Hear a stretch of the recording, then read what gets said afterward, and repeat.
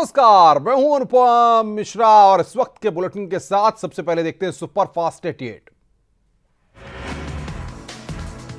दिल्ली में चल रही कांग्रेस की बैठक खत्म हो गई है। पार्टी की कार्यकारी अध्यक्ष सोनिया गांधी ने कहा है कि जो लोग पार्टी छोड़कर हाल में गए हैं उन्होंने अपना असली चरित्र दिखाया है। उन्होंने कहा कि कांग्रेस के मुख्यमंत्री तन मन से जनता के लिए काम करें।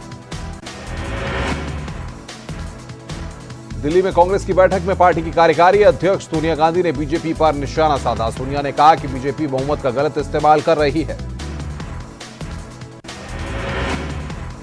सोनिया गांधी ने कहा कि केंद्र सरकार महात्मा गांधी, सरदार वल्लभ भाई पटेल और बाबा साहेब के संदेश को गलत तरीके से परिभाषित कर रही है। सोनिया ने कांग्रेस पदाधिकारियों को निर्देश देते हुए सिर्फ सोशल मीडिया पर ही नहीं, जनता के बीच में जाकर सरकार का विरोध करें। उत्तर प्रदेश की राज्यपाल आनंदीबेन पटेल ने कानपुर में थाने का निरीक्षण किया। उन्होंने कानपुर देहात की सीमा से सटे सचंडी थाने का निरीक्षण किया। इस दौरान उन्होंने थाने की व्यवस्थाओं को देखा, जिसमें कुछ व्यवस्थाओं से वो नाराज भी दिखी। मालखाने में गड़बड़ियां देखकर उन्होंने इसे सुधारने की नसीहत दी। राज्यपाल आनंदीबेन पटेल ने सीसीटीएनएस की व्यवस्था भी दुरुस्त करने को कहा है। इस दौरान उन्होंने स्कूली बच्चों के साथ संवाद भी किया। उन्होंने बच्चों से पुलिस के बारे में जानकारी ली और पुलिस की व्यवस्थाओं के बारे में पूछा। इस दौरान उन्होंने क्षेत्र से संभ्रांत नागरिकों से भी मुलाकात की। गोरखपुर में सीएम योगी ने जनता दरबार लगाया। जनता दरबार में लोगों की समस्याएं सुनी गई। निस्तारण के लिए अधिकारियों को निर्देश दिए गए। सोनभद्र के गोरावल ब्लॉक के उम्बा गांव में शुक्रवार 13 सितंबर को सीएम योगी आदित्यनाथ का आगमन हो रहा है।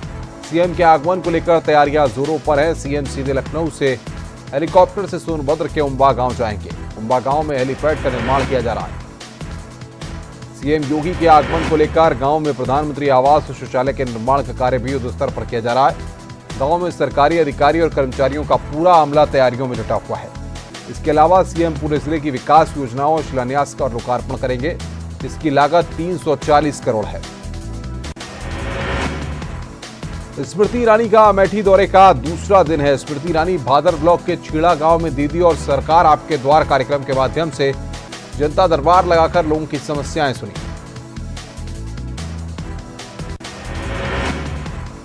अमेठी में केंद्रीय मंत्री स्मृति ईरानी जवाहर नवोदय विद्यालय में आशा सम्मेलन कार्यक्रम में शामिल हुई। अमेठी जिले में बेहतर काम करने वाली 39 आशा बहुओं और 3 आशा संगिनी को सम्मानित किया गया। जवाहर नवोदय विद्यालय का किचन गार्डन स्कीम लॉन्च करेंगे। सीआरपीएफ कैंप अमेठी में सेना भर्ती रैली के लिए आए थल सेना अध्यक्ष विपिन रावत की केंद्रीय मंत्री स्मृति ईरानी से मुलाकात हुई। आज से लखनऊ में महिला सैन्य पुलिस की भर्ती भी शुरू हुई है, इसलिए आज से स्मृति और थल सेना अध्यक्ष की मुलाकात महत्वपूर्ण मानी जा रही है।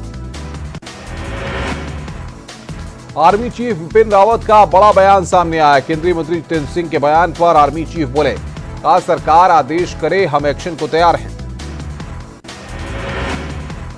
राज्यसभा के लिए नामांकन करने से पहले समर्थकों के साथ बीजेपी कार्यालय पहुंचे प्रत्याशी संजय सेठ और सुरेंद्रनगर का प्रदेश अध्यक्ष स्वतंत्र देव सिंह ने स्वागत किया। बीजेपी कार्यालय से पार्टी पदाधिकारियों के साथ बीजेपी के दोनों प्रत्याशी विधान भवन के लिए पैदल निकले, जहां दोनों का बीजेपी नेताओं ने स्वागत किया। इसके बाद दोनों प्रत्याशियों ने राज्यसभा के लिए नामांकन दाखिल किया। राज्यसभा के लिए नामांकन के मौके पर प्रदेश अध्यक्ष समेत deputy CM doctor Dinesh Sharma, Keshav Maurya, Rajya Sabha सांसद शिव प्रकाश शुक्ला, वरिष्ठ मंत्री सुरेश खन्ना सहित पार्टी के पदाधिकारी मौजूद रहे। उत्तर प्रदेश सरकार भी मोटर व्हीकल एक्ट 2019 के कड़े जुर्मानों में कई बार अपनी तरफ से जल्द रियायत देगी। सरकार परिवहन विभाग के अधिकारियों को शमन शुल्क वसूलने का अधिकार देते समय कैबिनेट के जरिए आम लोगों को राहत देने के बारे में सोच रही है। यूपी सरकार ओवरलोडिंग मौके पर ड्राइविंग लाइसेंस नहीं होने और भूलवश यातायात नियमों के उल्लंघन में कड़े जुर्माने में जरूर राहत देने पर विचार कर रही है। इसके लिए जल्द ही प्रदेश सरकार मोटर वाहन एक्ट से जुड़ी नियमावली को कैबिनेट में रखेगी। सपा अध्यक्ष अखिलेश यादव ने नए मोटर व्हीकल एक्ट को लेकर ट्वीट किया है, जिसमें भाजपा सरकार पर निशाना साधा गया है। ट्वीट में लिखा है कि भाजपा शासित राज्यों द्वारा चालान के नए नियमों को न मानना दर्शाता है कि ये सच में कितने जनविरोधी और दमनकारी हैं। यूपी में नया मोटर व्हीकल एक्ट लागू होने के बाद लोग परेशान हैं, जबकि भाजपा शासित गुजरात और उत्तराखंड में जुर्माने की राशि की कमी आ गई है। आगरा के लोग मानते हैं कि नियम का सबको पालन करना चाहिए, लेकिन सरकार से मांग करते हैं कि जुर्माने की राशि में लोगों को राहत दें। मोटर व्हीकल एक्ट का असर सिद्धार्थनगर में देखने को मिला है, जहां सदर थाना के बीमापार में एक मोटरसाइकिल की भिड़ंत ट्रैक्टर ट्रॉली के बीच हो गई। इस भिड़ंत में हेलमेट लगाए मोटरसाइकिल चालक की जान बच गई। आजम पर अब बकरी चोरी का केस दर्ज हुआ है। आजम समेत 8 लोगों पर केस दर्ज हुआ है। 20 से 25 अज्ञात लोगों पर भी केस हुआ है। आजम पर घर में घुसकर मारपीट का आरोप लगा है। तोड़फोड़, जान लेने की धमकी का भी आरोप है। 15 अक्टूबर 2016 की घटना है। नसीमा खातून की शिकायत पर मुकदमा दर्ज हुआ है। आजम खान पर दर्ज मुकदमों की संख्या 82 पहुंची है। भूमाफिया के तौर पर नाम दर्ज होने के बाद आजम खान की हिस्ट्री शीट खुल सकती है। रामपुर में आजम खान की पत्नी तंजीम फातिमा के खिलाफ एफआईआर दर्ज हुई है। बेटे अदीब और अब्दुल्ला आजम पर भी मुकदमा दर्ज हुआ है। पत्नी और बेटों पर खाद के गड्ढों और सरकारी जमीन पर कब्जे का आरोप लगा है। प्रयागराज में आज फिरोज गांधी की पुण्यतिथि मनाई गई। कांग्रेस कार्यकर्ताओं ने ममपोटगंज स्थित पारसी कब्रिस्तान में स्थित फिरोज गांधी की कब्र पर पुष्प अर्पित किए। इस दौरान कांग्रेस कार्यकर्ताओं ने आरोप लगाया, लेकिन परिवार का कोई भी सदस्य कब्र पर उपस्थित नहीं हुआ, जिससे कांग्रेस कार्यकर्ता आहत हैं। संभल में 3 दिन बाद कैमरे के सामने आए सपा नेता अब्दुल हमीद उर्फ कल्लू खां। सफाई में कहा कि राजनीतिक संरजिश के चलते विधायक झूठे आरोप लगा रहे हैं। किसी की जमीन पर मैंने कब्जा नहीं किया। हमीरपुर जिले के कस्बा राठ के 6 मेधावी छात्राओं को लखनऊ में मुख्यमंत्री योगी आदित्यनाथ द्वारा मेधावी छात्रों के सम्मान समारोह में सम्मानित किया गया था और 21-21 हजार रुपए के चेक दिए गए थे, जो चेक अब बाउंस हो चुके हैं। चेक बाउंस होने के बाद छात्र मायूस हैं और वो मुख्यमंत्री जी से कहना चाहते हैं कि वो स्वयं मामले को संज्ञान लें और लापरवाहों के खिलाफ कार्रवाई करें, जिससे उनका सम्मान बना रहे और छात्रों का उत्साह बना रहे। प्रधानमंत्री नरेंद्र मोदी के हाथों सम्मानित मंगल केवट का अनिश्चितकालीन धरना जारी है। वाराणसी के राजघाट पुल पर बुधवार से धरने पर बैठे, जब तक पुल की सफाई का बंदोबस्त नहीं होगा तब तक ये धरना खत्म नहीं करेंगे। जालौन में बीजेपी विधायक संजय जायसवाल की गाड़ी ने बाइक सवार युवकों को कुचला। एक युवक की मौके पर मौत हो गई। 2 की हालत गंभीर है। इलाज के लिए झांसी मेडिकल कॉलेज में इनको भर्ती कराया गया है। 69,000 शिक्षकों की भर्ती के मामले में न्यूज 18 की खबर का बड़ा असर हुआ है। यूपी सरकार के महाधिवक्ता हाईकोर्ट पहुंचे। महाधिवक्ता के उपस्थित होने के बाद कोर्ट ने तारीख दी है। 19 सितंबर को मामले की अगली सुनवाई होगी। विधिक बेंच में फंसी भर्ती।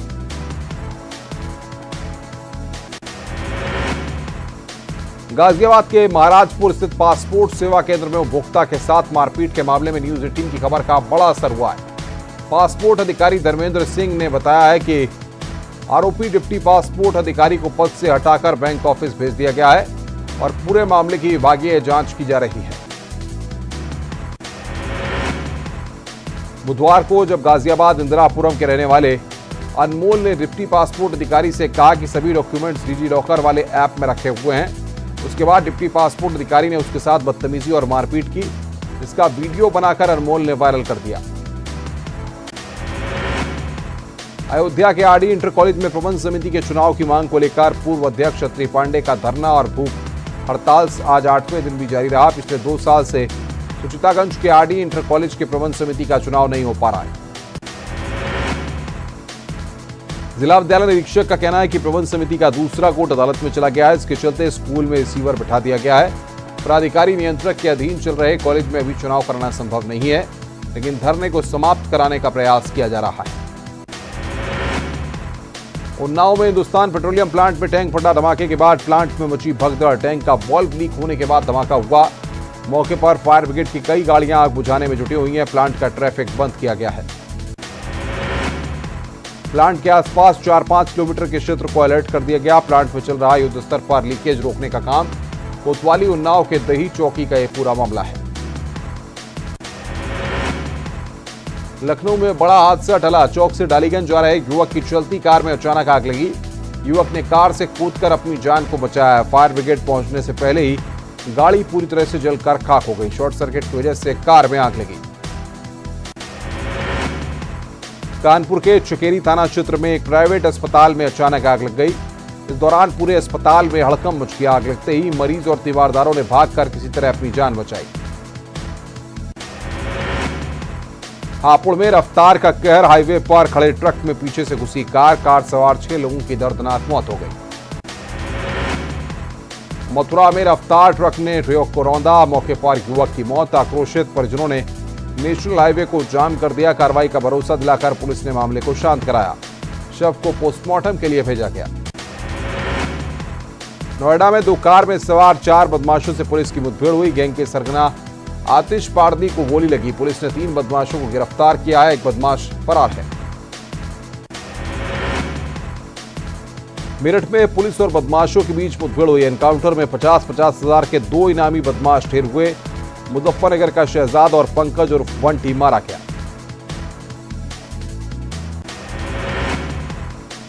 बागपत में पुलिस और बदमाशों के बीच में मुठभेड़ हो गई। एक शातिर बदमाश को गोली लगी है। 2 बदमाश मौके से फरार हो गए। मुठभेड़ में एक सिपाही को भी गोली लगी। पकड़े गए बदमाश पर लूट, हत्या, डकैती के 7 मुकदमे दर्ज हैं। मेरठ में पुलिस और बदमाशों के बीच हुई मुठभेड़ में 2 बदमाश ढेर हुए। बदमाश मेरठ में पुलिसकर्मियों को गोली मारकर भाग रहे थे। घायल पुलिसकर्मियों का इलाज मेरठ के अस्पताल में चल रहा है। लखीमपुर खीरी में छेड़खानी का विरोध करने पर एक दबंग युवक ने लड़की और उसके फूफा को गोली मार दी। फूफा की मौके पर की मौत हो गई। लड़की को गंभीर हालत में जिला अस्पताल भेजा गया। पुलिस ने शव का पंचनामा कर छानबीन शुरू कर दी है। पुलिस ने मामले में 3 लोगों को गिरफ्तार किया है। ललितपुर में भाभी ने प्रेमी संग देवर की गोली मारकर हत्या की। घटना के बाद भाभी प्रेमी संग फरार। सूचना पर पहुंची पुलिस ने शव अपने कब्जे में लेकर पोस्टमार्टम के लिए भेजा है। हत्यारोपियों की तलाश में पुलिस जुटी हुई है। जौनपुर में एक डॉक्टर की बदमाशों ने गोली मारकर हत्या कर दी। 55 साल के डॉक्टर सलीम की मौके पर मौत हो गई। वहीं पुलिस अब मामले की छानबीन में जुट गई है। बागपत में एक दलित युवती की संदिग्ध परिस्थितियों में दर्दनाक मौत हो गई। युवती का शव पड़ोसी के मकान में फांसी के फंदे पर झूलता मिला। युवती के परिजनों ने पड़ोसियों पर रेप के बाद हत्या करने का आरोप लगाया है। बागपत में दलित युवती की मौत मामले में पुलिस जांच में जुट गई है। पुलिस ने युवती के शव को पोस्टमार्टम के लिए भेज दिया है। आपको बता दें कि युवती की अभी कुछ दिन बाद शादी होनी थी, लेकिन शादी से पहले ही उसकी मौत हो गई। मुरादाबाद में ठंडे पानी की मशीन से पानी पीना एक युवक को इतना भारी पड़ गया कि मशीन में आ रहे करंट की चपेट में आने से युवक की मौके पर मौत हो गई। वहीं इस घटना से गुस्साए लोगों ने मशीन को तोड़ दिया। आगरा जिला जेल में संदिग्ध हालत में पेड़ से लटका बंदी का शव मिला। गमछा से फंदा लगाकर शव मिलने से जेल प्रशासन में हड़कंप मचा हुआ है। परिजनों ने हत्या का आरोप लगाया है। मामले की जांच में प्रशासनिक अमला जुटा हुआ है। देवरिया में ट्रैफिक नियम का उल्लंघन करना एक रिक्शा चालक को भारी पड़ गया। होमगार्ड और रिक्शा चालक में बीच चौराहे पर जमकर मारपीट हुई।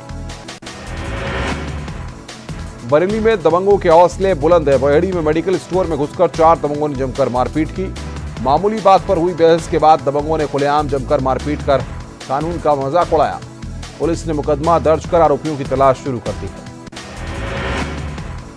मेरठ में राधा गोविंद शोरूम पर युवक का हंगामा। कार मालिक और साथियों ने अंडे और टमाटर फेंके।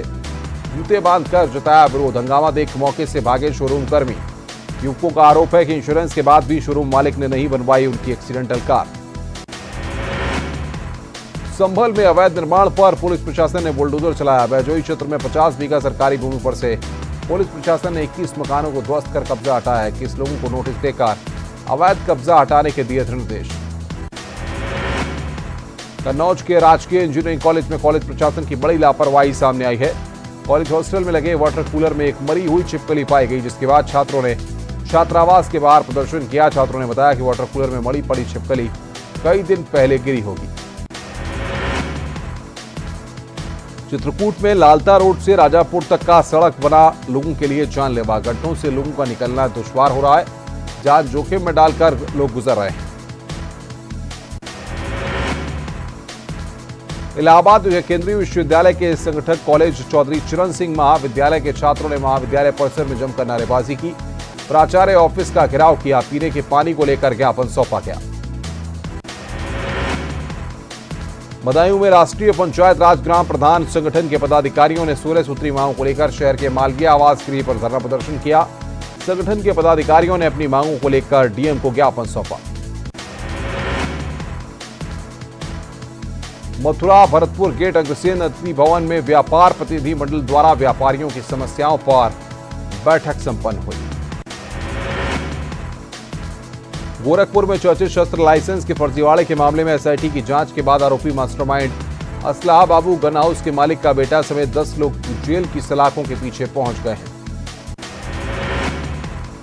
लखनऊ के इरम डिग्री कॉलेज में मेधावी छात्रों को सम्मानित किया गया। इस मौके पर प्रदेश के अल्पसंख्यक कल्याण के कैबिनेट मंत्री नंद गोपाल नंदी और राज्य मंत्री मोहसिन रजा मौजूद रहे। बैंकों के मर्जर के बाद लखनऊ पहुंचे बैंक ऑफ बड़ौदा के कार्यपालक निदेशक अज्ञेय कुमार आजाद। बैंक अधिकारियों से उन्होंने मुलाकात की। नई दिल्ली से लखनऊ के बीच प्रस्तावित कॉर्पोरेट सेक्टर की पहली तेजस ट्रेन दिवाली और दशहरा पर खास राहत देगी। देश में पहली बार भारतीय सेना में जनरल ड्यूटी पर होगी महिला जवान तैनात। लखनऊ की कैंटोनमेंट मैदान में महिला अभ्यर्थी अपनी बारी का इंतजार कर रही हैं। मथुरा के वेटनरी विश्वविद्यालय में 2 दिवसीय पशु मेले को लाया गया मुर्रा नस्ल का भैंसा। शाहजहांपुर में गणेश विसर्जन का कार्यक्रम पिछले 2 दिनों से बड़ी धूमधाम के साथ मनाया जा रहा है। ललितपुर में गणपति प्रतिमाओं का विसर्जन शुरू हो गया है। देहरादून में आज मुख्यमंत्री दाल पोषित योजना का शुभारंभ किया गया। इस मौके पर मुख्यमंत्री त्रिवेंद्र सिंह रावत मौजूद रहे। राशन कार्ड धारकों को प्रतिमाह 2 किलो दाल कम कीमतों पर सरकार उपलब्ध कराएगी। उत्तराखंड में 2009 में हुए चर्चित छात्र रणवीर सिंह फर्जी एनकाउंटर मामले में दोषी 7 पुलिसकर्मियों की अपील पर सुनवाई के लिए सुप्रीम कोर्ट तैयार हो गया है। रुक रहे हैं यहां पर एक ब्रेक के लिए। ब्रेक के बाद जल्द हाजिर होते हैं।